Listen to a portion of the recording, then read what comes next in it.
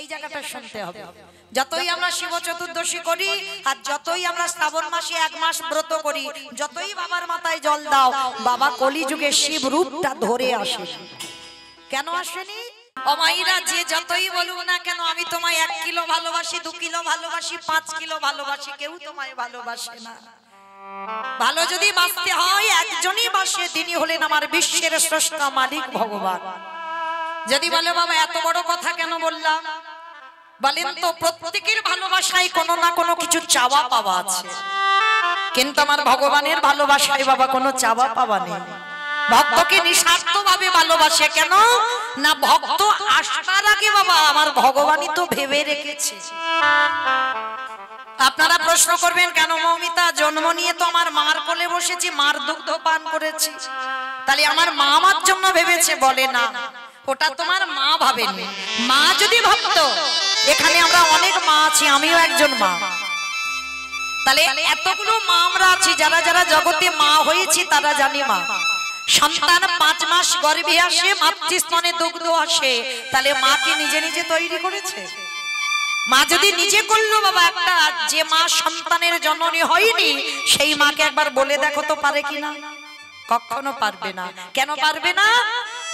একদিনের একটা বাচ্চা জন্মগ্রহণ করে সে কি খাবে তার ভাবনা তার মা ভাবলো না, আত্মীয় পরিজন ভাবলো না, গ্রাম প্রতিবেশী ভাবলো না, ভেবেছিল কে না আমার বিশ্বের স্রষ্টা মালিক ভগবান।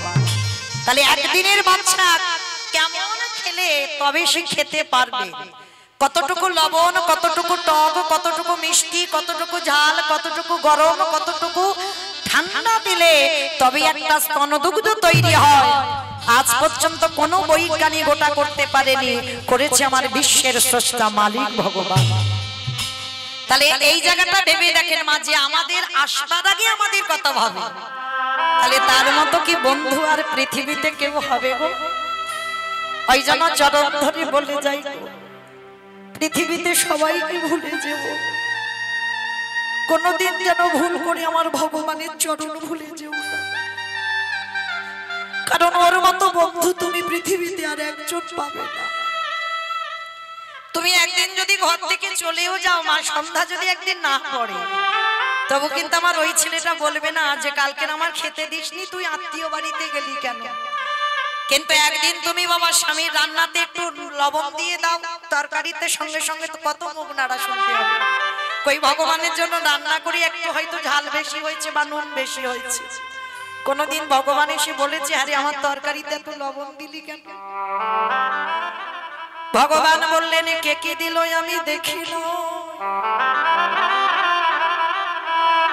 এই জগতের সংসারে আমি ভগবান হয়েছি বটে, আমি শ্বেত পাথরের মন্দিরে চাই না, আমি বড় রজনীগন্ধার মালা চাই না, আমি দামি দামি অলংকারে সাজতে চাই না। ভগবান ভক্তের কাছে কি চাই? বলির জি তোরা সংসার করবি বলে জগতে গেলি, সংসার কর, অসুবিধা নাই, কিন্তু দিনের মধ্যে একেবারে আমার চরণে বসে কিছু দিতে হবে না, দামি দামি ফল মিষ্টির ডালা আমায় দিতে হবে না, রজনীগন্ধার মালা দিতে হবে না, দামি দামি পোশাক দিতে হবে না, আবার শ্বেত পাথরের মন্দিরও করতে হবে না। তাহলে কি দিবি আমার চরণে বসে? যদি ভক্ত নয়ন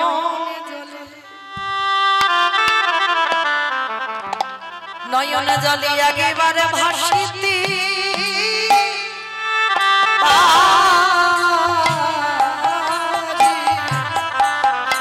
কৃষ্ণ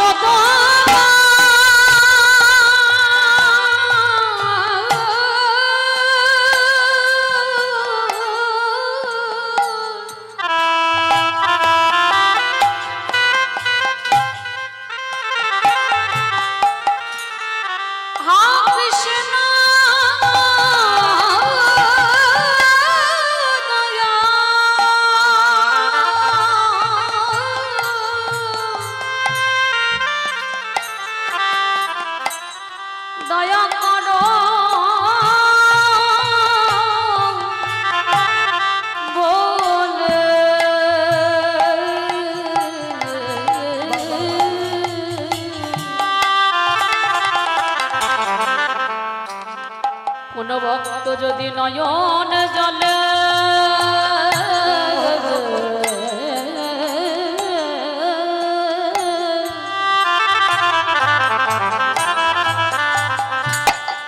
নয়নে জলে ডাকিতে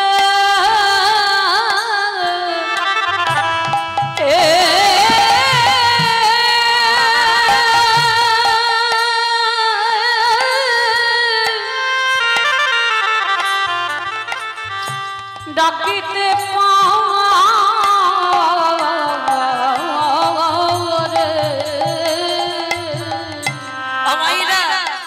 তবে মনে রেখো ভগবানকে যে ডাকবে একটু সকাল সকাল ডেকো। কেন বলছি জানো? কুড়ি ফুলে যেমন গোবিন্দ সেবা হয় না, আবার বাসি ফুলে গোবিন্দ সেবা হবে না। তাহলে সেবা দিতে গেলে আজকের ফোঁটা ফুলটা দিতে হবে। আমাইরা কুড়ি ফুলে সেবা হয়।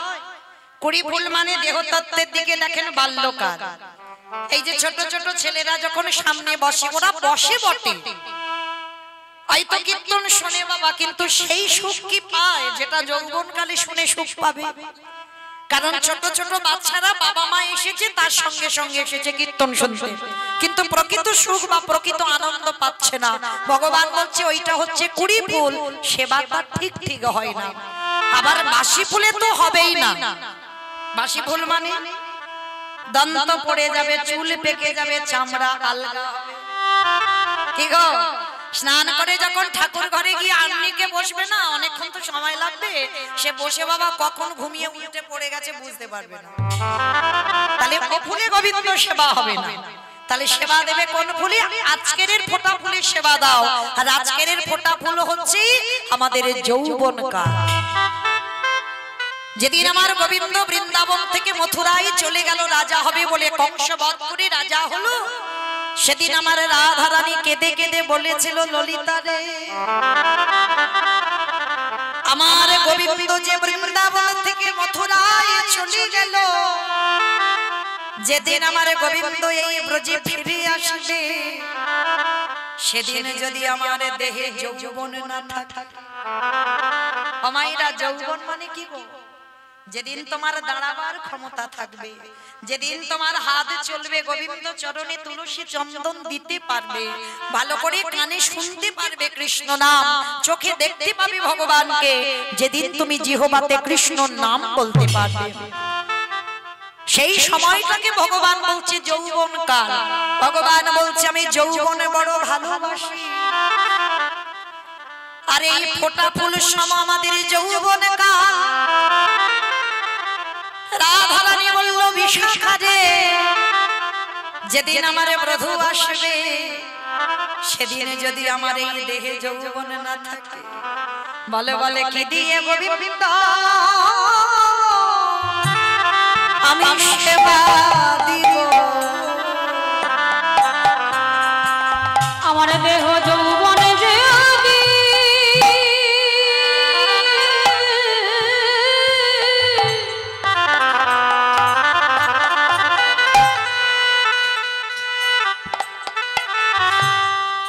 আমার দেহ যৌবনে যদি ফুরায়ে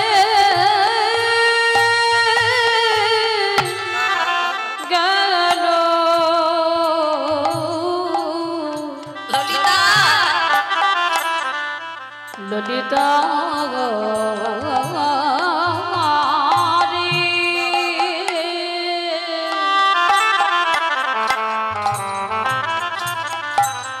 সেদিনে কি দিয়ে গোবিন্দ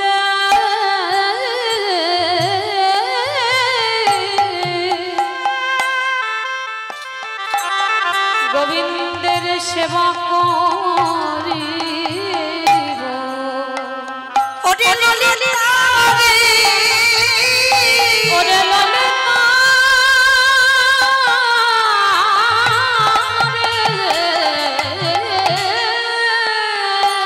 ওরে সারা জীবনে আমারে আমারে করে গেল। আমাইরা সকালে সূর্য ওঠে, আবার বিকালে বেলা সূর্য ডুবে যায়।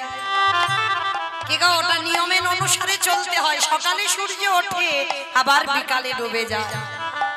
আমাদের আয়ু সূর্য ডুববো ডুববো ভাব।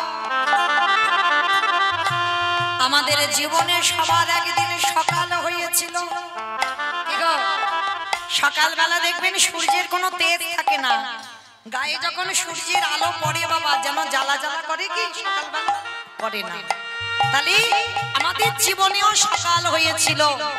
সেই সকালে গড়িয়ে এলো দুপুর বেলা। আর দুপুর বেলা যদি সূর্যের একবার তেজ তোমার গায়ে পড়ে জ্বালা জ্বালা করে না? এই যৌবন কাল হলো আমাদের দুপুর বেলা। এই যৌবন কালে এই দেহের রক্ত গরম হয়ে যায়, কামনা বাসনায় জর্জরিত হয়ে যায়। সবাই সংসার রূপ সমুদ্রে হাবুডুবু খায়, কিন্তু সারা জীবন তো দুপুর বেলা থাকবে না। ওই দুপুর একদিন গড়িয়ে বিকাল হবে। পরবর্তী বেলা মানে সূর্য ডুবে যাচ্ছে, আর সূর্য যখন ডুবে যায় দেখবেন সূর্যের দিকে তাকিয়ে রংটা লাল হয়ে যায়, বড় মতো লাল হয়ে যায় না? দেহের দিকে তাকিয়ে দেখেন ভগবান একটু একটু করে রং লাগাচ্ছে, লাগাচ্ছে না? চুলগুলো একটা দুটো করে বাবা পাক ধরছে, মানে কালার করছে অল্প অল্প। মানে এখন বাবা প্রতিনিয়ত নয়, মাসে একবার করে কালার করলে হবে। আর যত তোমার পরবর্তী বেলা হবে সপ্তাহে কালার করলে তুমি ঢাকতে পারবে। কেন? এবার তো ডুববো ডুববো ভাব, এবার যেতে হবে ঘরে। তাহলে সূর্যদেব ডুবতে চাইলো, জগৎকে শিক্ষা দিলে ওরে কলিরি জ্ঞানন্দ জি। এই মায়ার মশারি খাটিয়ে ওই সরেজের বিছানা তৈরি করে, টাকা পয়সার বালিশ মাথায় দিয়ে অমন করে ঘুমাসি না ভাই। আমাদের আয়ু সূর্য কখন ডুবে যাবে তা তো কেউ জানে না। তাই তোদের হাতে ধরে বলি, পায়ে ধরে বলি, সময় থাকতে থাকতে কৃষ্ণ ভজন করে নে ভাই। আমাদের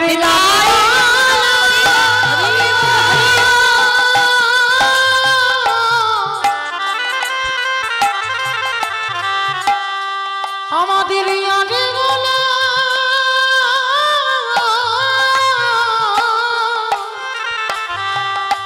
বলা হয় বা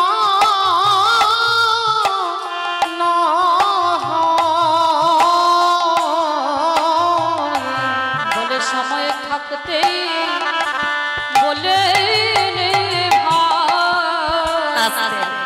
তাহলে চলেন আজকে আমরা সবাই এই নিয়ম সেবার মাসে, ব্রতের মাসে, দামোদর ব্রতের মাসে সবাই যখন একত্রিত হয়েছে, বলা তো যায় না বাবা। পরীক্ষিত রাজার জীবনে গ্যারান্টি হয়ে গেছে কিন্তু 7 দিন আই, কিন্তু আপনাদের আমাদের জীবনের কিন্তু গ্যারান্টি নেই। এই যে কালকে থাকবো, সকালে যে আলো দেখবো, এই গ্যারান্টিটা আমরা কেউ দিতে পারবো না। এই যে কীর্তন সেরে আমি বাড়ি যাবো বা আপনারা বাড়ি দিয়ে যাবেন, এই গ্যারান্টিটা কারোর জীবনে দিতে পারবো। তাহলে চলো যোগ যখন এসেছে যাতে বিয়োগ না হয়, সবাই একত্রিত হয়ে একটুখানির জন্য যাই সিদ্ধাম নদিয়া নবদ্বীপ। কি মাইনা সবাই যাবেন তো? সবাই যদি চলে যায় কীর্তন গাইবো কাকে নিয়ে?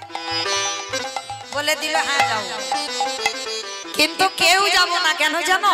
এক্ষুনি যদি তোমরা বা আমরা কেউ যেতে চাই, তাহলে স্বামীর অনুমতি নিতে হবে, ছেলে বৌমার কাছ থেকে অর্ডার নিতে হবে, তারপরে ওদিক থেকে যদি পাস হয় তো তবে যেতে পারবে। কারণ সবার কৈফিয়ত দিতে হবে, কেন যাবে, কি জন্য যাবে, কত কৈফিয়ত দিতে হবে। কিন্তু একজনকে কোনো কৈফিয়ত দিতে হয় না।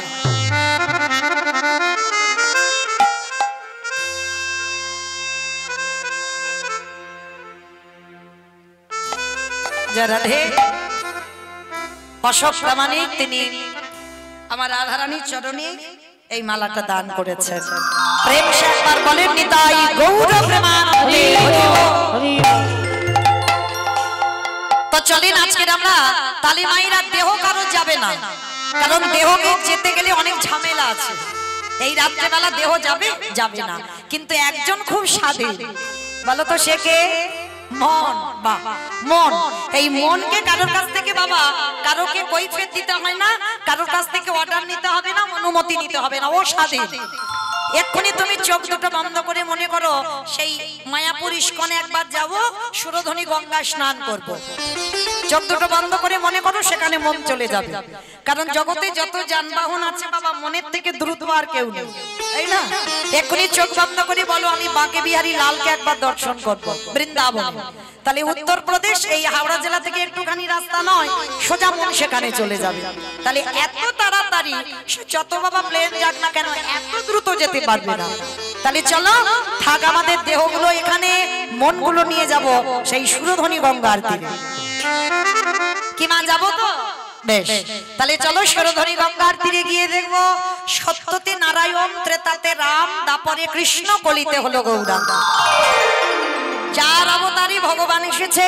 এইবার সেই কৃষ্ণ কিন্তু কলিযুগে গৌর হলো। আর যেদিন এসেছিল নবদ্বীপের ভাবটা কেমন ছিল জানো? আজ নদী গা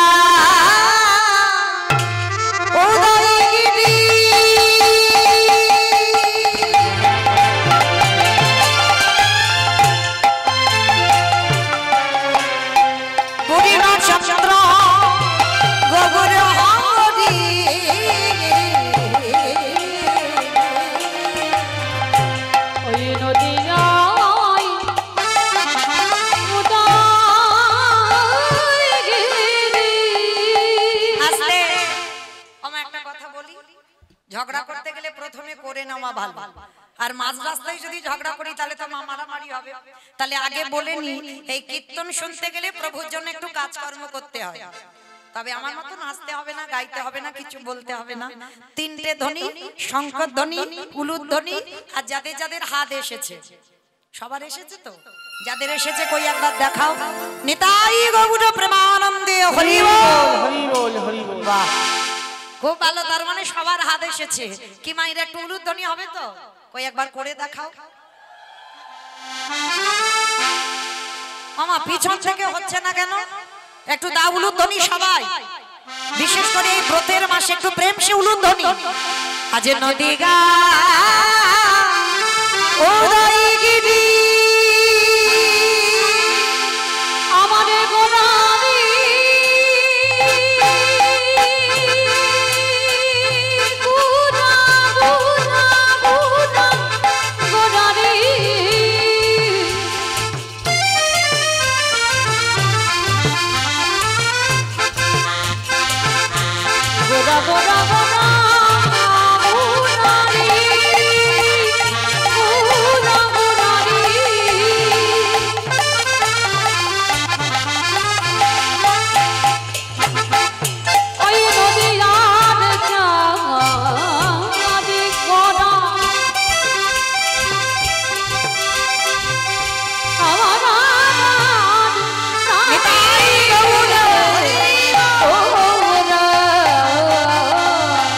নদিয়া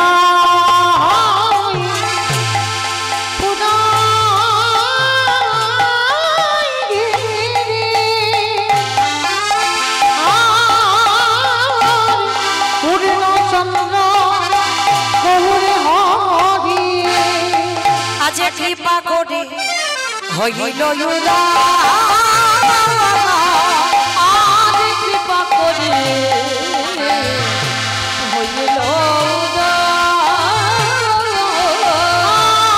কৃপা করে হইল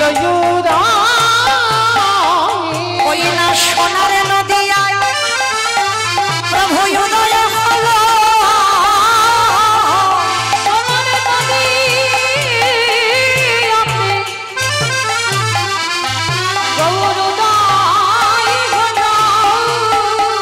ওই না রাধি দয়া কথা বলে ওই কলির জীবী উদ্ধারিতে কৃষ্ণ প্রেমে প্রচারিতে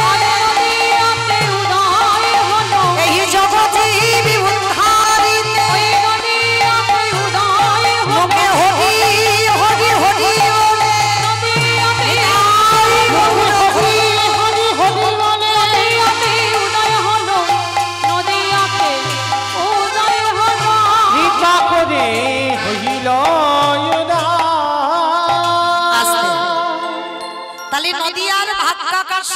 বৃন্দাবনের কৃষ্ণ কলিতে গৌরাঙ্গ হলো।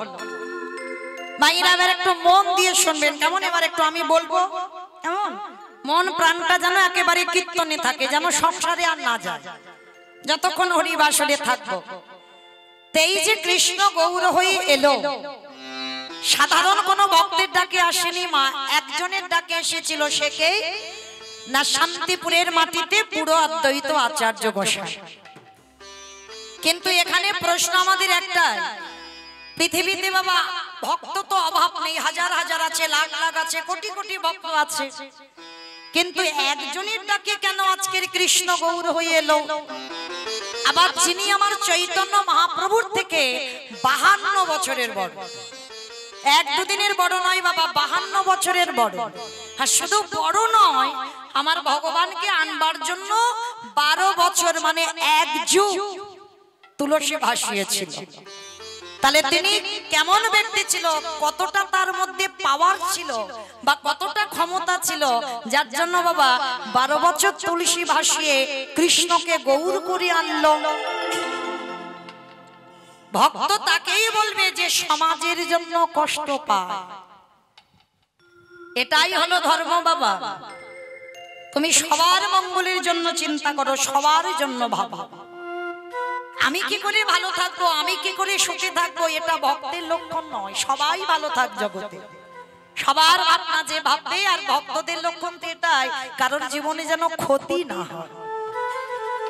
তা যে অদ্বৈত আচার্য সমাজের মঙ্গলের জন্য, জগতের মঙ্গলের জন্য 12 বছর তুলসী ভাসিয়েছে, প্রভু তুমি ব্রজ ছেড়ে এই নদিয়ায় আসো,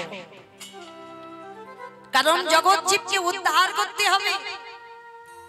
তাহলে বাবা আজকে আমরা জানবো যে মানুষটার ডাকে কৃষ্ণ গৌর হলো, সে মানুষটার মধ্যে এতটাই ক্ষমতা ছিল, এতটাই পাওয়ার ছিল, জগতে কি ভক্তের অভাব ছিল? তাহলে ওই মানুষটার ডাকে আসলো কেন? তাহলে জানবো যার একটা নাম ছিল মৃত্যুঞ্জয়। এমনি এমনি তো ভগবান আসেনি গো, ওই ব্যক্তিটা তো মৃত্যুঞ্জয়। মাগো মৃত্যুঞ্জয় কোন ঠাকুরকে বলে? কালী ঠাকুর, কালী ঠাকুর। দেখো খিচুড়ি স্কুলে যায়নি নাকি কালী ঠাকুরকে মৃত্যুঞ্জয় বলে? হরি বল। শিব ঠাকুর পরম বৈষ্ণব, ত্রিলোকের বড় বৈষ্ণব, ভগবান আখ্যা দিয়েছে, কোনো মানুষ নয়, আমাদের মতো কোনো সাজা বৈষ্ণব নয়। ভগবান আখ্যা দিলেন ত্রিলোকের বড় বৈষ্ণব, আর সেই বৈষ্ণব যার একটা নাম হচ্ছে মৃত্যুঞ্জয়। কেন না মৃত্যুকে জয় করেছিল। এমন কি বাবা ভগবান কৃষ্ণ, ভাগবত বলছে ভগবান কৃষ্ণকে দেহত্যাগ করতে হলো জরা ব্যাধির তীরে, সমস্ত দেবদেবীকে দেহত্যাগ করতে হলো, কিন্তু শুধু পরম বৈষ্ণব বাবা ভোলানাথ মৃত্যুকে জয় করেছিল। সত্য যুগে মরণ হয়নি, ত্রেতা যুগে মরণ হয়নি, দ্বাপর যুগেও মরণ হয়নি। আর সেই বাবা কলিকালের রূপটা পরিবর্তন করে নাভা দেবীর গর্ভে জন্ম নিল কমলাক্ষ। কিন্তু এই জায়গায় আমরা জানবো বাবা সত্য ত্রেতা দ্বাপরেতে শিব হলো, কলিতে কেন ওই অদ্বৈত আচার্য হলো বা ছোটবেলায় কমলাক্ষ হলো? কেন শিব হলে কি অসুবিধা হতো? নিশ্চয়ই হতো না। অনেক অনেক ভক্তরা বলছে, বলে হ্যাঁ হতো, কারণ কলিযুগ তো।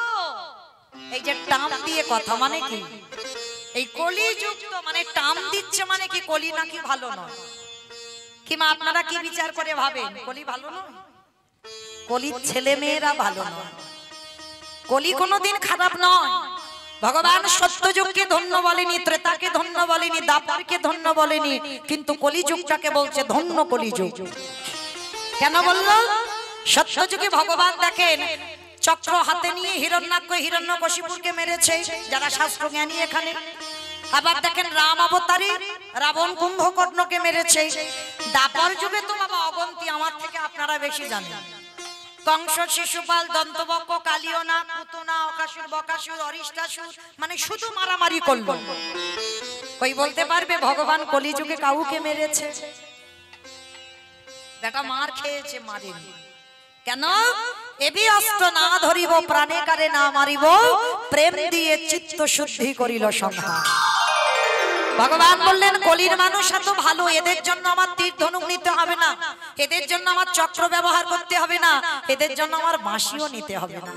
তাহলে এদের একটু নাম আর প্রেম দিলে কলির জীব উদ্ধার। তাহলে বুঝলাম কি বাবা কলি ভালো, তাহলে কলি যদি ভালো হলো তাহলে শিব ঠাকুর কেন আসতে পারছে না কলি যুগে শিব রূপ ধরে? এই জায়গাটা শুনতে হবে।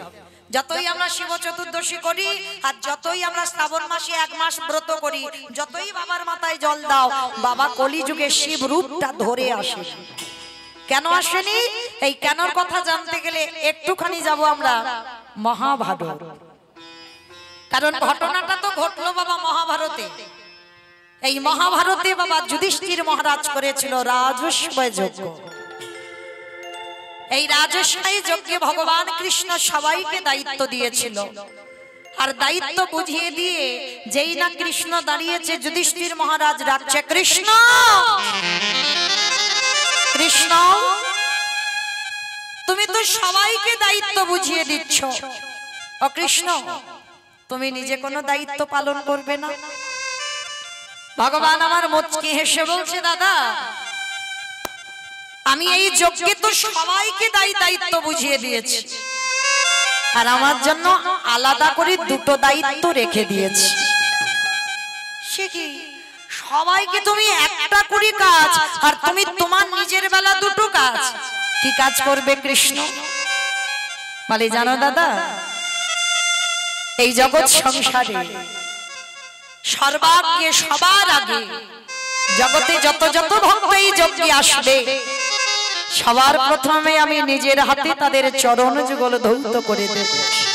ছুটে উঠেছে অসম্ভব, কৃষ্ণ তুই কি আর আমি কি এটা আমি ভালো করে জানি, আর তুই কি না যারা যারা আসবে কে ছোট জাত কে নিচু জাত, জাতের বিচার করবি না, তুই সবার পা ধোয়াবি। ভগবান মুচকি হেসে বলে, দাদা আমার কোনোদিনই জাতের বিচার ছিল না, কোনোদিনই ছিল না। ওটা মানুষ করে, ওটা আমার পক্ষে নয়।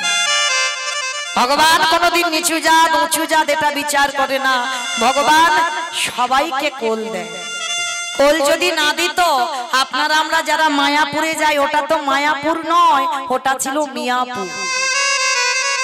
আমাদের হিন্দু সমাজ আমরা মায়াপুর করেছি, কিন্তু গোটা সম্পত্তিটা ছিল বাবা মিয়া সাহেবের। মিয়া সাহেব কাকে বলে জানো? বিধর্মী মুসলমান মলয় চাঁদ কাজী। এই কাজীর নাম হচ্ছে মিয়া সাহেব। এই মলয় চাঁদ কাজী বাবা প্রথম থেকে এই হরিনামে বিদ্বেষী ছিল, মানে হরিনাম পছন্দ করতো না। হিন্দুরা যেখানে হরিনাম করতো গিয়ে খোল করতাল ভেঙে দিত, করতালগুলো সুরধনী গঙ্গায় ফেলে দিত, আর বড় বড় লাঠি দিয়ে এই খোলগুলো মেরে ভেঙে দিত। নবদ্বীপের মানুষরা একেবারে খেপে উঠেছিল। নিমাইয়ের কাছে গেল, নিমাই আমরা হরিনাম করি বলে, আমরা কৃষ্ণ নাম করি বলে ওই কাজী আমাদের হরিনামে বাধা দেয়। মহাপ্রভু বলেছিল, বেশ তোমরা চিন্তা করো না, কালকের এর একটা ব্যবস্থা করে দেব। কাজী সাহেব ওই খোল করতাল ভেঙে রাত্রি বাড়িতে গিয়ে ঘুমিয়েছে। আর ভগবান কি করেছে জানো? একেবারে বুকের উপরে চড়ে বসেছে কাজী। দেহটা মানুষ, মুখটা পশুর মতো। কোন রূপ গো? গণেশ ঠাকুর। গণেশ ঠাকুর না, নরসিংহ। বাহ, নরসিংহদেব ওই রূপটা ধরে কাজীর বুকের উপরে চড়ে বসেছে। বলল, কাজী তুমি আমার ভক্ত প্রাণে ব্যথা দিয়েছো, তুমি আমার হরি নামে বাধা দিয়েছো। শোনো কাজী, আজকের আমি তোমাকে আদেশ করে গেলাম, আজকে থেকে তুমি হিসাব করে রাখবে 1 মাস। 1 মাসের মধ্যে এই রকম দিনে আমি তোমার প্রাণ নিতে আসবো। স্বপ্নটা দেখেই বাবা সকালবেলা কাজী ছুটলো নিমাইয়ের চরণে। মৃত্যুকে কে না ভয় পায়? কাজী চরণ ধরে বলল, নিমাই আমি ভুল করেছি বাবা, আমি অন্যায় করেছি। আমি কথা দিলাম আজকের পর থেকে কোনোদিন আমি আর এই হিন্দুদের হরি নামে বাধা দেব না। শুধু বাধা দেব না নয়, আজকে থেকে আমি মুসলমান হতে পারি, আমি তোর এই হরি নামে যোগ দেব। সকালবেলা করে নিমাই হরিনাম করে, মুসলমান কাজী এসে হরিনামে যোগ দেয়। তাতে কি হলো? মুসলমান সমাজ খেপে উঠেছিল যে আমাদের কাজী হিন্দুদের হরিনামে যোগ দিচ্ছে। তাতে কি হলো, সমাজ কাজীকে এক ঘরে করে দিয়েছিল। শুধু এক ঘরই করলো না, বলেছিল কাজীর মৃত্যুর পর আমরা কেউ কবরস্থানে নিয়ে যাব না, কাজীকে কবর দিয়ে কেউ আমরা কবরে একটা ফুলও দেব না। কাজীর মৃত্যুর সময় যদি পিপাসায় ছটফট করে, আমরা কেউ কোনোদিন কাজীর মুখে একটু জলও দেব না। ছুটল নিমাইয়ের চরণে, নিমাই শুনেছিস আমি তোকে ভালোবাসলাম বলে, তোর হরি নাম ভালোবাসলাম বলে আমার সমাজ আমাকে এক ঘরে করে দিল, বলল আমার মৃত্যুর পর আমাকে কেউ কবর দেবে না। ভগবান হেসে বলেছিল দরকার নেই কারোর, যে আমারে চাই তারে আমি চাই, আর যে আমারে না চাই তারে আমি না চাই। কি গো, অনেকেই আমরা বলি না টাকা পয়সা থাকলে শেষের দিনে সব দেখবার থাকবে, ভুল ধারণা তোমার। আমরা বলি একটা পুত্র সন্তানের দরকার, শেষের দিনে আমার মুখে পিণ্ডি দেবে। কে গো গ্যারান্টি দিতে পারবে যে তোমার পিণ্ড দেবে? কে গো গোবিন্দ ঘোষের কথা একবার ভেবে দেখে, স্ত্রী ছিল, পুত্রও ছিল, চিরজনমের মতো ভগবান সব কেড়ে নিল। শেষে ভগবান নিজেই সন্তান হয়ে গোবিন্দ ঘোষের উদ্দেশ্যে পিণ্ড দান করলো। কে বলেছে হয় না? সে কি ভগবান ছিল? আপনাদের মতো তো ভক্ত ছিল। তাহলে তারা যদি পারে, আমরা কেন পারি না গো? কারণ আমাদের সেই ভাবটা নেই, সেই ভাবনাটা তো আমাদের নেই। তো মহাপ্রভু কাজীকে বললো দরকার নেই, তোমার কবর দেওয়ার জন্য আমি আছি, তুমি আমায় ভালোবাসো যখন, ভাবলে কি করে শেষের দিনে আমি তোমার পাশে দাঁড়াবো? কাজীর যখন বার্ধক্য দশা এলো, পিপাসার জলের জন্য ছটফট করলো, কোনো মুসলমান এলো না, ভগবান নিজেই গিয়ে কাজীর মুখে জল দিল। কাজী যখন শেষ নিঃশ্বাস ত্যাগ করলো, ভগবান নিজে কোলে করে নিয়ে কাজীকে কবর দিতে গেল। যে জায়গাটা মায়াপুর ঢুকতে আগে স্টপেজে আছে বাবা, বামন পুকুর, অনেকে হয়তো দেখেছে। এই বামন পুকুরে কাজীকে কবর দেওয়া হলো। শুধু কবর দিল না, কাজীর একটা আক্ষেপ ছিল বাবা, যে আমার কবরে কেউ একটা ফুলও দেবে না। ভগবান ওই কাজীকে কবর দিয়ে কাজীর কবরের উপরে একটা চাঁপা ফুলের গাছ মুথেছে। আজও গিয়ে দেখবেন এত এত ফুল পড়ে, মনে হয় যেন কাজীর কবরটাকে কেউ সাজিয়ে দিয়েছে। সেগুলো জগৎকে জানাবার জন্য আজও কিন্তু বাবা গাছটা বেঁচে আছে। যারা যাবেন একবার মায়াপুরে ঢুকতে আগে স্টপেজে বামন পুকুরে দাঁড়িয়ে কাজীর সমাধিতে একবার প্রণাম করো। মুসলমান হতে পারে, তারা তো গৌর কৃপা পেয়েছে। পরশমণির পরশে যেমন লোহা সোনা হয়, ঠিক তদ্রূপ আমার ভগবান যে গাছটাকে নিজের হাতে পুঁতেছে, একবার অন্তত পরশ করে আসবে। কেন জানো? ওখানে যে গৌর পরশ লেগে আছে। তাহলে আমার ভগবান মুসলমানকেও মুসলমান বলে ঘৃণা করতো না, সবাইকে কোল দিয়েছে, সবাইকে প্রেম দিয়েছে। ভগবান ভক্ত ভেবে সবাইকে আশ্রয় দিয়েছে। কিন্তু আমরা বড় বড় বৈষ্ণবরা বাবা, আমরাই ঘৃণা করি মানুষ মানুষকে। কিন্তু না, আমার ভগবান কোনোদিন ভক্তকে ঘৃণা করে, সবাইকে প্রেম দিয়েছে, নাম দিয়েছে। তাই তো আজকে যুধিষ্ঠির যজ্ঞে ভগবান বলছে, যুধিষ্ঠির দাদা সবার আগে আমি সবার পা ধোবার ব্যবস্থা করব। তা যুধিষ্ঠির মহারাজ বলছে, কৃষ্ণ এত তো আমার যজ্ঞে কাজ ছিল, তা তুমি হঠাৎ পা ধোয়াবে কেন? কি বাবা, ভগবান কি এমনি এমনি পা ধোয়াচ্ছে? নিজের জন্য শুধু না, অপরকে শিক্ষা দিতে চাইল। নিজে আচরি ধর্ম জীবের শিখায়, নিজে না করলে ধর্ম জীবকে শিখানো না যায়। কি গো মা, যারা শিক্ষার জায়গায় দাঁড়ায় তাদের নিজেদের যদি শিক্ষাটা না হয়, নিজে যদি কৃষ্ণ বলে না কাঁদে, তাহলে অপরকে কাঁদাবে কি করে? নিজে যদি সাধুগুরু বৈষ্ণবদের সম্মান না করে, তাহলে তার কথা শুনে বাবা কিছু শিক্ষা হবে বলে মনে হয়? তাহলে আগে নিজের আচরণ ঠিক করতে হবে, তবে তো অপরকে শিক্ষা দেবে। তাই তো কৃষ্ণ দয়াময় নিজে পা ধোয়াচ্ছে কেন? আপনাদের আমাদের শিক্ষা দিল, ওরে কলির জি তোরাও আমাকে দেখে শেখ। বাড়িতে গুরুজন যদি আসে সবার আগে পা ধোয়ার ব্যবস্থাটা কর। ভালো লাগলো মা খুব আপনাদের এখানে এসে, যে বাড়িতে আমি আছি যারা কীর্তনের আয়োজন করেছে। আমার মতো অধম কীর্তনী আসতে জানি না কত বড় অপরাধী, তবু রাধারানীর চরণে জানাবো আমার মতো অধম কীর্তনিয়া চরণ যুগল ধৌত করে দিয়ে তবে বাড়িতে ঢুকিয়েছে। রাধারানীর কাছে প্রার্থনা করব রাধে যেন অন্তিম সময় পর্যন্ত তাদের গৌর গোবিন্দ চরণে মন মতি থাকে। নিতাই গৌর প্রেমানন্দে হরি বল হরি বল। শুধু এই বাড়ি বলে না, প্রত্যেকের এটা নিয়ম। বাড়িতে সাধুগুরু বৈষ্ণব ভক্ত এলে সবার আগে মা নিজের হাতে চরণ যুগল ধৌত করাও। সাধুগুরু বৈষ্ণব যদি নাও পাও, বছরান্তর যদি গুরুদেব তোমার বাড়িতে না আসে, তাহলে যে যার ঘরের বাবা মা তো আছে, যে যার ঘরের শ্বশুর শাশুড়ি তো আছে। চেষ্টা করো মা বৎসরে একবার। অনেকে কথাটা শুনে বাবা একটু হাসে, কিন্তু আমি হাসির কথা বলিনি গো, এটা তো আমার কথাই নয়। ভগবান কৃষ্ণ সুদামাকে বলে রেখেছে, সুদামা সবার আগে বড় গুরু তো যে যার ঘরের বাবা মা, তারপরে গুরু হলো শিক্ষা গুরু দীক্ষা গুরু, তারপরে গুরু হলাম আমি ভগবান। তাহলে এই জগতে তো ভগবান কোনোদিন বলেনি সবার আগে আমি বড় গুরু, সবাইকে শিক্ষা দিল সবার আগে বাবা মা। আর এই পৃথিবীতে মনে রেখো মা, সারা বছরই একটা দিন, যেমন তুমি ভগবানকে প্রতি বৎসরান্তর পূজা অর্চনা করো, ঠিক সেই রকম একবার বাবা মাকে সিংহাসনে বসিয়ে এমনি করে মালা গলায় দিয়ে নিজের হাতে চরণ যুগল ধৌত করে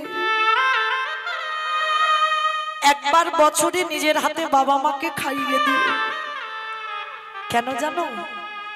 যে ছোটবেলা থেকে নিজে না খেয়ে তোমাকে কত যত্ন করে খাইয়েছি, তাহলে আমাদের কি মনুষ্য জীবনে কর্তব্য নয় যে আমরা বড় হয়ে একবার অন্তত বছরে বাবা মাকে নিজের হাতে খাইয়ে দিই? প্রতিটা মনুষ্য জীবনে কর্তব্য। ভগবান বলছে যার স্বভাব, যার চরিত্র, যার মনোভাব এমন হয়, সে যদি কৃষ্ণ ভজন করতেও ভুলে যায়, ভগবান বলে সে যদি আমাকে ডাকতে ভুলে যায়, আমি কোনোদিনই সেই ভক্তরে ভুলি না। তাই গৌর প্রেমানন্দে হরি বল হরি বল। যেতে হবে না তাকে বৃন্দাবন, যেতে হবে না তাকে বৃন্দাবন, ওই দক্ষিণ ভারত পশ্চিম ভারত, সারা জীবন আমি তার দরজায় দাস হয়ে যাই। তাহলে এই হলো ভগবানের বিধান, কিন্তু আমরা মানতে চাই না বাবা, গলির মানুষ তো এই শাস্ত্র বিধানগুলো শুনতে চাই না। তাই তো ভগবান রাজস্ব যজ্ঞে পা ধোয়ালো, শুধু পা ধোয়ালো নয়, আরো একটা কাজ করেছিল। কি কাজ জানো? যারা যারা প্রসাদ পেয়েছিল, আমার কৃষ্ণ দয়াময় ওই প্রসাদের এঁঠোগুলো নিজের হাতে নর্দমায় ফেলেছিল। শুধু নর্দমায় ফেললো না, ভক্তরা যখন প্রসাদ পেয়েছে বাবা, থালাতে লেগে আছে না এঁঠো, আমার কৃষ্ণ দয়াময় ওই এঁঠো প্রসাদ গুলো নিয়ে কৃষ্ণ আমার সারা গায়ে মাখছি। ওছে ভক্তে তাই গৌর প্রেমানন্দে ভগবান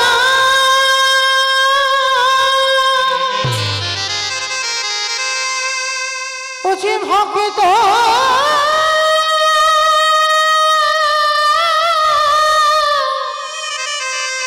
ভক্ত ছাড়া কিছু জানে না কৃষ্ণ। তাই তো যুগে যুগে এটা তুই কি করছিস? ও যে ভক্তের কাছে ছুটে আসে।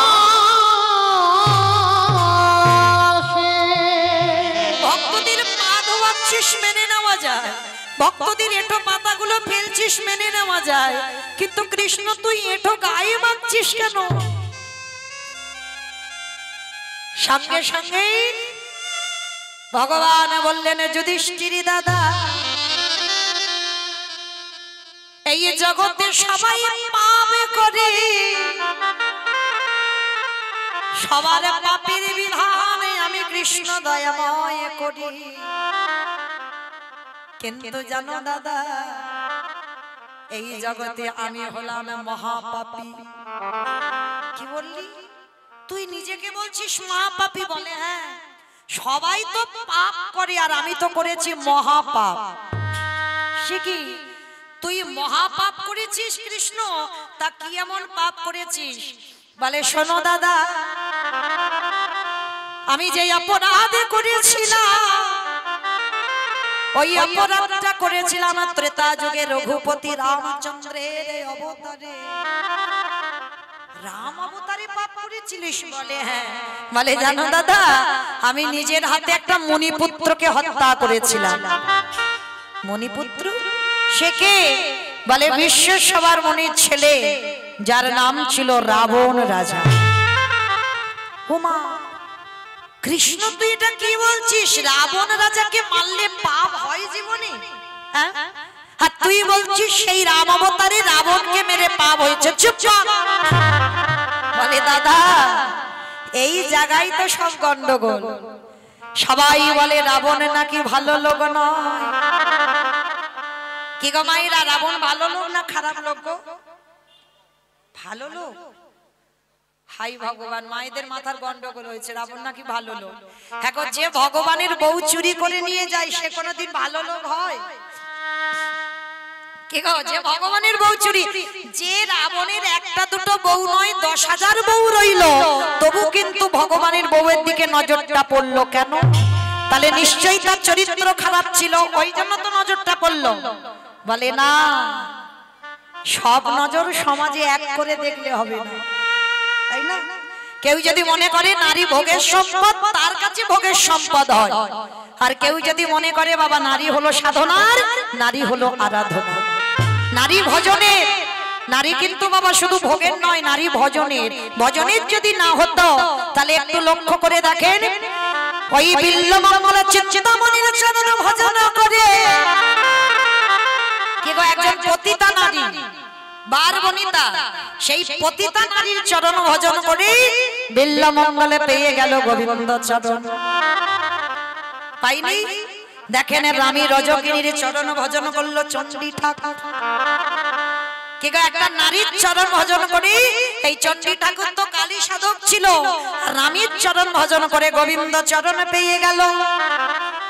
আমার বিল্লমঙ্গলে যেমন চিন্তামণিকে পেল, আমার চণ্ডী ঠাকুরের রানীকে ভজন করে ভগবানের চরণে পেল। জয়দেব গোস্বামী মা পদ্মাবতীর চরণ সেবা করে রাধা মাধবের কৃপা পেল।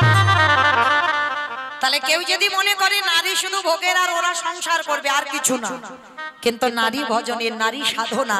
যদি বলো কেন বললাম, যেদিন অসুরীদের অত্যাচারে দেবতারা স্বর্গ ছাড়ে, সেদিন ওই নারী দশভুজা দুর্গা যদি 10 রাতে অসুরী নিধন না করত, তাহলে দেবতারা যেত কোথায়? কি গো, দেবতাদের তেজ দিয়ে নারী সৃষ্টি করতে হয়েছিল, পুরুষ নয়। আর যতই পুরুষ বলুক না কেন, নারী আছে বলে তো তবে তো বাবা পুরুষ শক্তিমান। আর নারী যদি বামে নারীকে ভজন করো, তোমার ভজন সাধন সঠিক হবে না। নারী তোমার প্রয়োজন, তাহলে নারী ভজনের, নারী আরাধনা। কিন্তু এই মন্দোদরী মা, রাবণ রাজার 5 রানীর মধ্যে বড় রানী মন্দোদরী মা, বসে বসে কাঁদছে কেন? কারণ সতী নারী তো পঞ্চসতীর মধ্যে একটা সতী মন্দোদরী। হ্যাঁ গো স্বামী, শেষে তুমি অন্য কারো দেখতে পেলে না, সমাজে একেবারে ভগবানের বউকে দেখতে হলো। আর তোমার এতগুলো বউ থাকা সত্ত্বেও ভগবানের বউ তুমি আনলে কেন? কথা বলতে বলতে বাবা রাবণ একবার আমার সীতামাকে মা বলে ফেলেছে। আর যেই না মা বলেছে, মন্দোদরীর সঙ্গে সঙ্গে ধরেছে, দাঁড়াও দাঁড়াও দাঁড়াও। কি বললে তুমি? সীতামা মা? বলি আরে পাগলি, সীতামা তোমার মা? হ্যাঁ গো, সীতামা যদি তোমার মাই হলো, তাহলে চেরিরা ওই রকম সীতামাকে মারছে কেন? বলে মন্দোদরি, একবারও ভেবে দেখেছো আমার এত বউ থাকা সত্ত্বেও, আমার এত ঘর থাকা সত্ত্বেও আমি সোনার রাবণ, সোনার লঙ্কার রাজা, তাহলে আমার এত ঘর ছিল, কিন্তু সীতামাকে চুরি করে রেখেছি কোথায়? এখানেই তো উত্তর বেরিয়ে গেল। দেখো, যেখানে শোকের ছায়া লাগে না, সেইখানে সীতামাকে বন্দী করিল। আর চেরির দ্বারা কেন মার খাওয়াচ্ছি জানো? শোনো, তোমায় একটা কথা বলি। ওই সীতামা হলো আমার ভব পারাপারের তরণী। তরণী মানে কি মা? বাহ, নৌকা। আচ্ছা, ধরো নৌকাটা একজন চালাচ্ছে, এই যে মাঝি চালায়, নদীর ঘাটে নৌকাটা রেখে কোথাও খেতে গেছে বা ঘুরতে গেছে বা বিশ্রাম করতে গেছে। আচ্ছা বাবা, হঠাৎ যদি কেউ একজন এসে নৌকাটায় বেশ করে মারে, মানে ভাঙচুর করতে, মানে ইচ্ছা হচ্ছে যেন নৌকাটা ভেঙে দেবে, আর যদি একবার বাবা মাঝির কানে চলে যায়, মাঝি ছুটে দেখতে আসবে না তার নৌকা থেকে মারে? দেখি, তার নারী জাতি মন্দোদরি কিছু বুঝতে পারেনি, এত কঠিন কঠিন কথা। হরি বল, একটু সরে যাও দাদা, একটু সরে যাও। এত কঠিন কঠিন কথা বুঝতে পারছে না মন্দোদরি। তা মন্দোদরিকে খুলে বলছে, মন্দোদরি তুমি বুঝতে পারছো না? শোনো, সীতামা যদি নৌকা আর ওই নৌকাটা চালাই কে বলো? মাঝিটাকে আমার রঘুপতি রামচন্দ্র।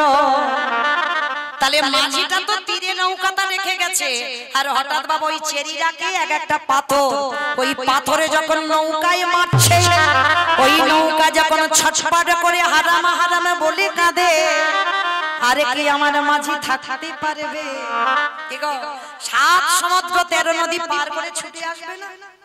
আমার বুঝতে পেরেছো? আচ্ছা, আরেকটু পরিষ্কার করে বোঝাই। আচ্ছা, তোমরা সিনেমা টিনেমা দেখো? সিনেমা দেখো? আচ্ছা, সিনেমা বাদ দাও, সিরিয়াল দেখো? ওটা দেখে। আচ্ছা, শুধু কি সিরিয়ালে বাবা নায়ক নায়িকা থাকলে ভালো লাগবে? একটা ভিলেন চাই। বেশ, এই ভিলেন না হলে কিন্তু সিনেমা বলো আর সিরিয়াল বলো জমজমাট হয় না, একটু মারামারি হবে, কাটাকাটি করে করা হবে, তবে তো ভালো লাগবে। তো আজকে এই লক্ষ্য করে দেখেন বাবা, সিনেমা যারা আমরা দেখি বা সিরিয়াল দেখি, যখন নায়ককে জব্দ করা যায় না, তখন বাবা ভিলেন কি করে? হ্যাঁ, নায়িকাকে নিয়ে যায়। আর নায়িকাকে যদি একবার নিয়ে যাওয়া হয়, তাহলে আর নায়কের কাছে যেতে লাগবে? 10 তলা বিল্ডিং থেকে নায়ক ঝাঁপিয়ে নায়িকার কাছে যাবে না? যাবে কি না? যেটা আমরা পার্থিব জগতে দেখতে পাচ্ছি, জড় জগতে দেখতে পাচ্ছি। নায়িকাকে চুরি করলে নায়ক ছুটে আসবে, তোমাকে যেতে হবে না কষ্ট করে। তাহলে তত্ত্বের দিকে তাকিয়ে দেখেন, সীতামা যদি নায়িকা হয়, রামচন্দ্র যদি নায়ক হয়, আর রাবণ যদি ভিলেন হয়, কিছুতে তো রামকে জব্দ করতে পারছে না, এইবারে নায়িকা রূপী সীতামাকে চুরি করেছে। ওই সীতামাকে যত আঘাত করে, ব্যথা দেয়, বেদনা দেয়, যন্ত্রণা দেয়, জ্বালা দেয়, আর ওই নায়িকা রূপী সীতামা বসে বসে রাম রাম বলে কাঁদে। এইবারে যখন নায়ক রূপী রামচন্দ্রের কানে আওয়াজ গেল, আরে কি থাকতে পারবে আমার নায়ক রূপী রামচন্দ্র? ছুটে আসবে সোনার লঙ্কা। মন্দোদরি, যেদিন আমার প্রভু আসবে, সেদিন যদি আমার রাজ্যে খরা দেখা দেয়। ওমা, খরা মানে বোঝো তো? মানে খরা মানে নাকি প্রচুর বৃষ্টি, মানে খিচুড়ি স্কুলেও যায়নি। খরা মানে খাল বিল নদী নালার জল বহুদিন বহু বছর বৃষ্টি নেই, মানে সব শুকিয়ে গেছে, জল পাওয়া খুব মুশকিল। তা রাবণ বলছে, মন্দোদরি, যদি আমার রাজ্যে খরা দেখা দেয়, আর সেই সময়ও যদি আমার রাম আসে, বলো বলো কি দিয়ে চরণ তুমি ধোবাইবে আমার প্রভু জি?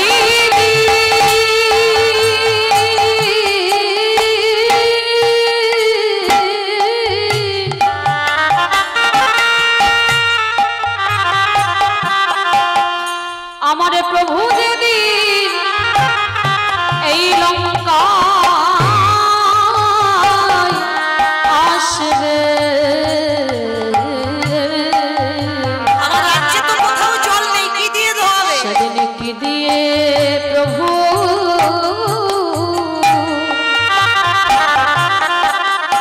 চরণ ধোবাইবে আস্তে জানো মন্দোদরি, আমি কিন্তু কাঁদি না তোমার মতো, আমি বোকা নই যে কেঁদে কেঁদে জলগুলো অপচয় করবো যেখানে সেখানে।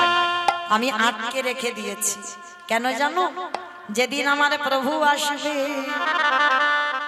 সেদিন যদি আমি কোথাও জল না পাই, আমার রামচন্দ্রের চরণ যুগলে বুকে নিয়ে সেই দিন আমি কি করিব জানো? আমার চোখের জলে চরণ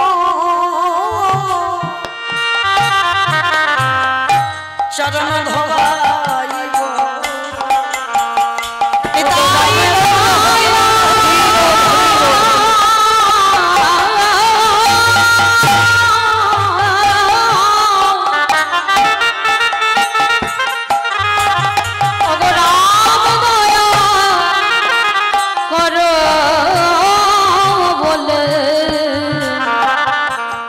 সেদিন চোখের জলে চরণ ধোবাইব। তাহলে ভাইরা লক্ষ্য করে দেখেন, সেই রাবণকে মারলো, রাবণকে মেরে আমার রামচন্দ্রের সর্বশরীরটা পাপী হলো।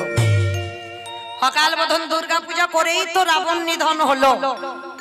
আজকের সেই রাবণকে মেরে রামচন্দ্র পাপ করলো, মাথা থেকে পা পর্যন্ত রামচন্দ্রের পাপী হয়ে গেল।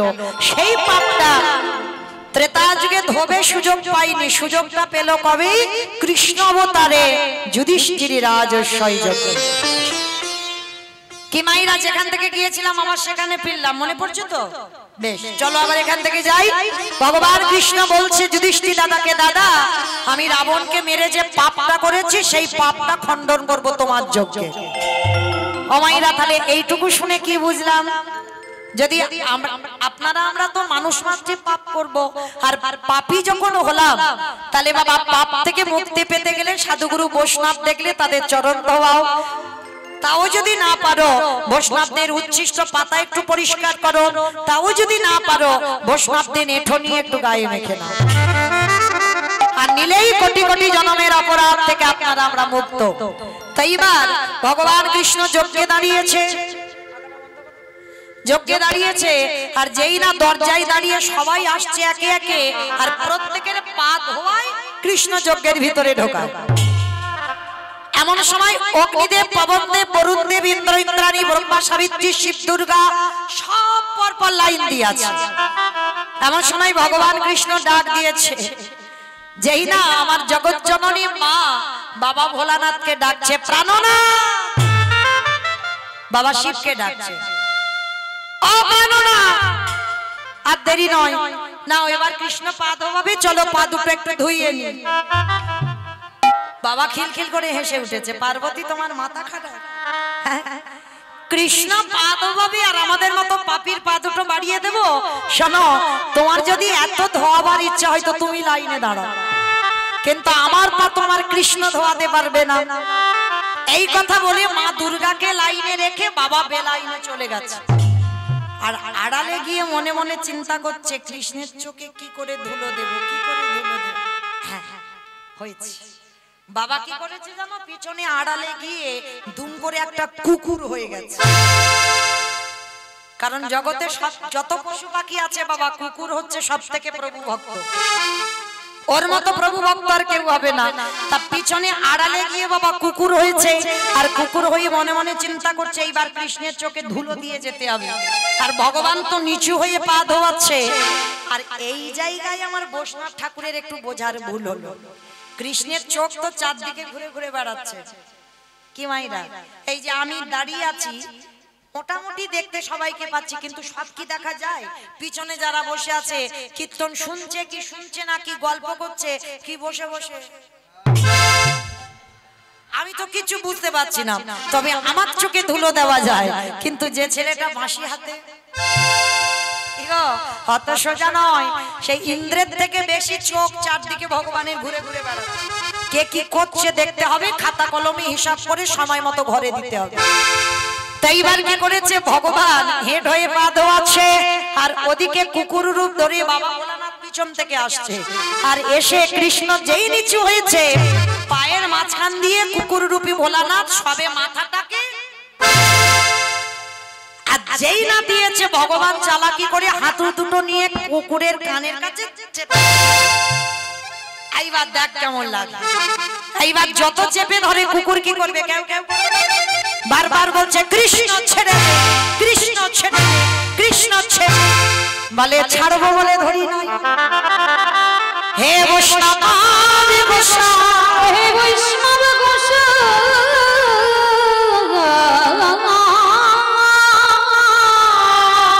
তোমার মতো বৈষ্ণবের দুটো চরণ ধোয়ালে আমার জীবনে কম হতো, তাই তো কৃপা করে করুণা করে আমার জন্য তুমি আরো এক্সট্রা দুটো জুড়ে দিয়েছো। বাবা বুঝতে পেরেছো? শিব ঠাকুরের দুটো পা আর কুকুরের কটা? পাঁচটা। কুকুরের 5টা পা, ডায়মন্ড হারবারে 5টা। পিছনে ওইটা তো লেজ, কুকুরও দেখেন। তাহলে মায়েরা কুকুরের 4টে পা, শিব ঠাকুরের 2টো পা। ভগবান বললে হে বৈষ্ণব তোমার মতো বৈষ্ণবের 2টো পা ধোয়ালে আমার জীবনে কম হতো, ওই জন্য তো তুমি আমার জন্য আরো এক্সট্রা 2টো জুড়ে 4টে করেছো। এইবারে দাও দাও চাচা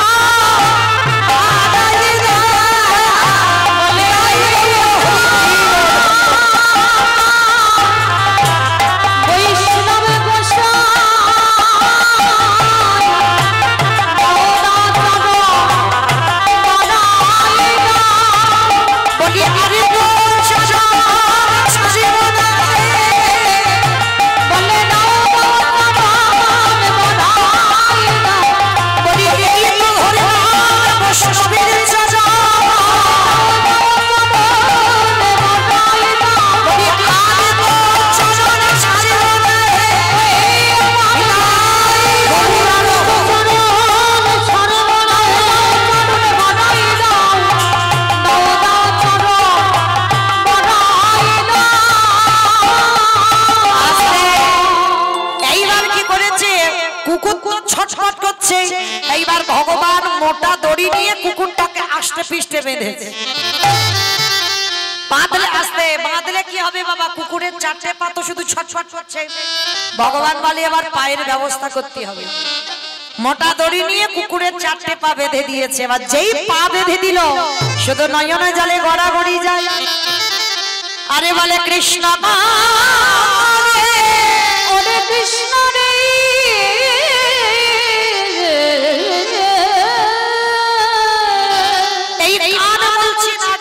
তোর চরণে অন্যায় করেছি, ক্ষমা করে দে। কথা হবে না, শুধু দেখে যাও আমি কি করি। এইবার 4টে পা বেঁধেই সবার পা ধোয়াচ্ছে বাবা ঘটিতে করে জল দিয়ে। আর বৈষ্ণবের বেলা কি করেছে জানো? ভগবান পর্যন্ত বৈষ্ণবকে কোন জায়গায় দিয়েছে দেখেন। আর আপনারা আমরা সেই বৈষ্ণবের পিছনে খুঁত ধরে ধরে বেড়াই। হরি বল। পারবো না কিন্তু বাবা খুঁত ধরতে ছাড়বো না। অপরাধ নেবেন না, চরণ ধরে বলে যায় যেন আমাদের দুর্গতিটা যেন ওই চপল গোপালের মতো না হয়। কথা বলো না ঠিক আছে, কিন্তু বৈষ্ণব অপরাধী যেন হয়ে না যায়। কারণ ভগবান পর্যন্ত সচিমা অপরাধ করেছিল এই অদ্বৈত আচার্য চরণে। কারণ শুধু একটা কথা বলে ফেলেছিল, ও অদ্বৈত নয়, ও হলো দ্বৈত। এই কথা বলার জন্য ভগবান নিজের মাকে ক্ষমা করেনি। আর আপনারা আমরা তো তুচ্ছ। মনে রেখো, বৈষ্ণবে দাঁড়িতে যদি হয় ক্ষুদ্র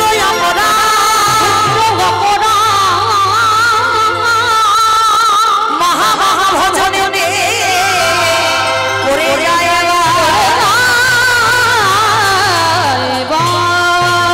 বৈষ্ণব দেখে যে বানানো হয় মুন্ড করে যায় নরকের বৈষ্ণবে অপরাধ করে জীবন গঙ্গা স্নানে যায়, গঙ্গা স্নানে যায় কত পাবনে গঙ্গা তারে দেখে দূরে সরে যায়।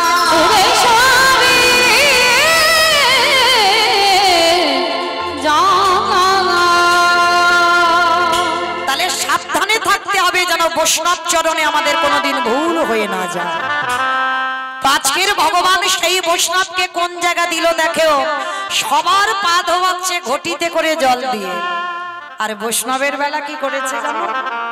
আমি রাবণকে মেরে পাপী হয়ে আছি, ভোলেনাথ তোমার মতো বৈষ্ণবের চরণ যুগল ধৌত করিয়ে সকল পাপ থেকে আমি মুক্তি পাবো। সেই ভগবান বাহ্যিক জগতের কোনো জল নয়, কুকুর রূপী ভোলানাথের চরণ যুগল। ওই চারটে চরণ বেঁধে দিকে কৃষ্ণ আমার চারটে চরণ বুকে ধরে ভগবানের চোখের জলে চরণ চরণ ধোবাইছে। হে বৈষ্ণব কৃপা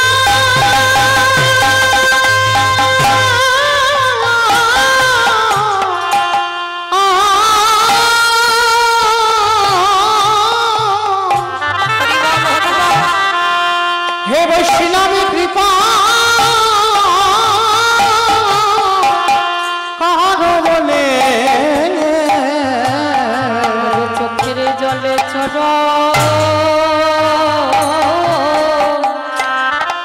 চরণে ধোবাইছে।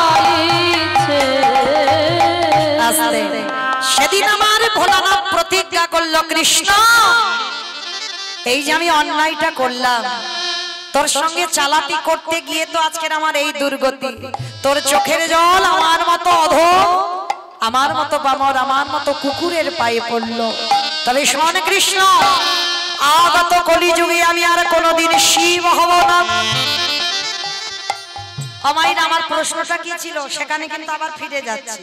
প্রশ্ন করেছিলাম সত্যতে শিব, ত্রেতাতে শিব, দ্বাপরে শিব, কিন্তু কলিতে রূপটা বদলেছে। কেন বদলেছে? এটাই হলো তার কারণ। কৃষ্ণ রে আগত কলিকালে আমি হব অদ্বৈত আচার্য, অদ্বৈত আচার্য। আরে তুই হবি আমার কৃষ্ণ নয়, তুই হবি আমার নদীয়ার নিমাইছা। আমি 12 বৎসর তুলসী ভাসিয়ে তোকে আহ্বান করব। আমি তোর থেকে 52 বছরের বড় হব। আর শোন, আমি যখন তুলসী ভাসিয়ে তোকে ওই ব্রজ ছেড়ে নদীয়ায় নামাবো, আর আমার ডাকে যেদিন নদীয়ায় আসবে, যেদিন আমি শান্তিপুর থেকে তোর সঙ্গে দেখা করতে যাব, যেদিন তুই আর আমি দুজনে মুখোমুখি হব, আজ যেমন রাজস্বাই যজ্ঞে তোর চোখের জ্বালা কুকুরের চরণে পড়ল, এই কুকুরই যেমন তোর কাছে ঋণী হয়ে গেল। আমি কথা দিলাম কৃষ্ণ, যেদিন তোর সাথে আমার প্রথম সাক্ষাৎ হবে, পরে আমি সেই দিন আমি তোর চরণ যুগল আমি ধৌত করে দেব। আজকে সেই প্রতিজ্ঞাটা আজকের পালন হলো। আজকের কলিকালে সেই 52 বছরের বুড়ো যিনি ডেকে আজকের আমার কৃষ্ণকে গৌর করে আনলো। আর এনে কি বললো জানো? কেহ বলে পুরাণেতে রাবণ অধিলা, কেহ বলে পুরাণেতে আমার উলু কই? মাঠে মাঠে দাও উলুধ্বনি দাও একটু। কেহ বলে পুরাণেতে রাবণ অধিলা, কেহ বলে পুনবিতি আমার গোলামি,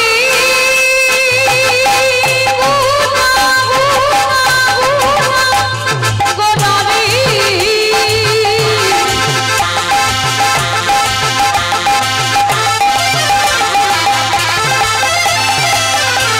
গোলা গোলা গোলামি, গোলা গোলামি।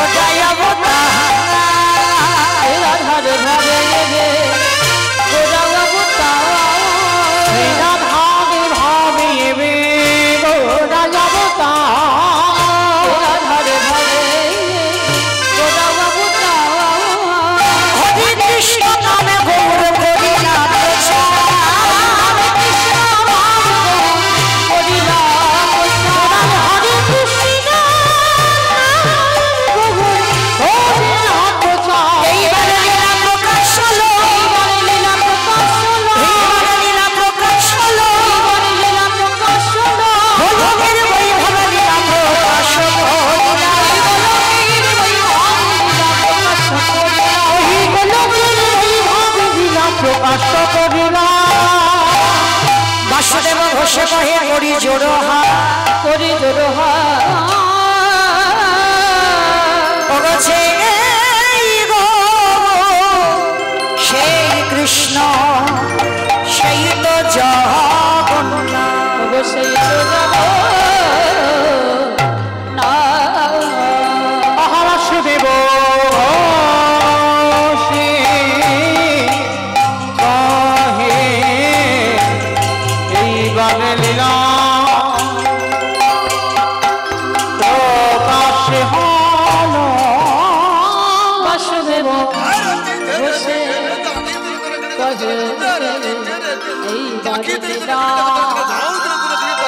প্রকাশ হলো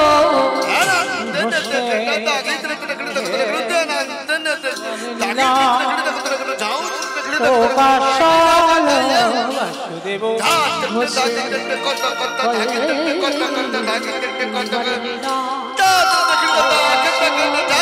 বাসুদেব সে করে এইবার লীলা প্রকাশ হলো বাসুদেব বসে কহে এই বাড়িটা নিতাই বাসুদেব এইবার লীলা প্রকাশ হলো বাসুদেব বসে কহে এই বাড়িটা প্রকাশ হলো রে বাবা বাসুদেব বসে কহে জানি তাই চলুন আজকে আমরা সবাই এই স্থান পরিত্যাগ করে একটু যাব মধুময় ধাম বৃন্দাবন ধাম তো মায়েরা সবাই দেখে একটু প্রেম সে সবাই একটু বলেন তো গৌর সুন্দরী কি ধ্বনিটা হলো কি এটাও জয় বললাম ধ্বনিটা হলো কি এটা নাকি জয় এটা জয় নয় একটু প্রেম সে ধ্বনি দিতে হবে এত জোরে দাও কত দূর শোনা যাবে বাগনান শোনা যাবে বাগনান নাকি বলে গাদিয়াড়া 58 গেট ওমা যাবে ওগুলো যাবে শোনা যাবে যাবে মানে মানে স্পিড আছে বিশ্বাস আছে যাবে আচ্ছা যাদের আওয়াজ যাবে কই একবার দেখি যারা যারা আমার ভগবানকে ভালোবাসে একবার হাত দুটো তোলো তো দেখি একবার সবাই পিছন থেকে আমার দাদা ভাই বাবা ঠাকুর ভাইরা যারা যারা আছে যারা দাঁড়িয়ে আছেন চরণ ধরে নিবেদন সবাই একসঙ্গে দেখি একবার প্রত্যেকে বলবেন কেমন ও ওই জায়গাটা একটু ধসে গেল এই ধসার ওটা ভালো নয় সম্পূর্ণ কেমন একসঙ্গে বলবেন গৌর সুন্দরী কি নবদ্বীপে ধাম কি সচির নন্দন কি বিষ্ণু প্রিয়া কি নিতাই চাঁদ কি ভক্ত বৃন্দ কি হরিবাস ধাম কি সাধু গুরু বৈষ্ণব কি গ্রামবাসী বৃন্দ কি নায়ক বাবু কি নিতাই গৌর ব্রহ্মানন্দে হইব চলো সবাই আমরা যাব একটা ভজন শুনতে শুনতে বৃন্দাবন কি মা একটা ভজন হবে তো চলো দেখি একটা ভজন গাইতে গাইতে যাওয়া হোক তবে আমি আর আমার সম্প্রদায় না সবাই যাব কয়েকটা উলুধ্বনি দাও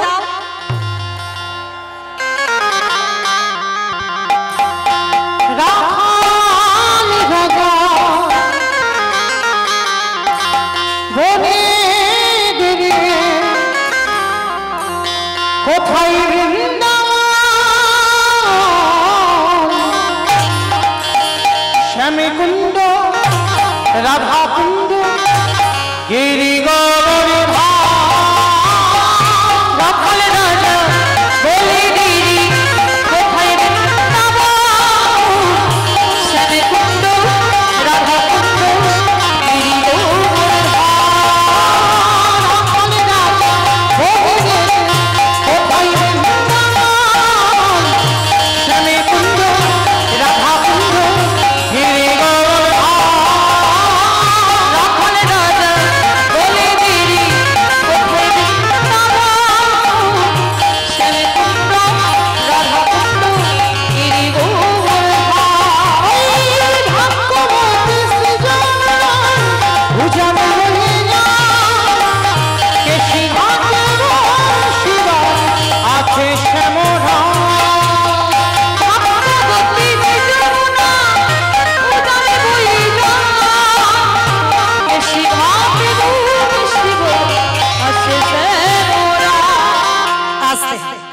তো মাইরা আমি আর আমার সম্প্রদায় যাবো, আর আপনারা যাবেন না? কেউ যাবেন না?